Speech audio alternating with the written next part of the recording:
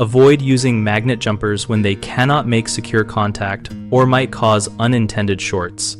Magnet jumpers are best reserved for solid, clean ferrous contact points, where the magnetic clamp can hold steady and the conductor surfaces are free of paint, corrosion, or insulation. For threaded or screw terminals, the magnetic contact is unreliable because the metal surface area is small and the clamp can slip, so power down the circuit and use a proper connector instead. When working near dense wiring bundles or exposed bus bars, the magnets can bridge conductors and cause a short, so always isolate the circuit and verify clearance before applying a jumper. High current paths and systems with energized nearby conductors increase risk because a sudden arc can weld the magnet or cause burns. Therefore, de-energize and confirm zero voltage with a reliable tester first.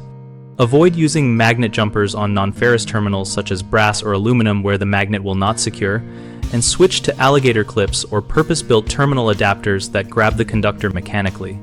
For sensitive electronic systems or equipment with telemetry, even brief unintended connections can corrupt data or damage components, so consult wiring diagrams and use design test points or harness connectors.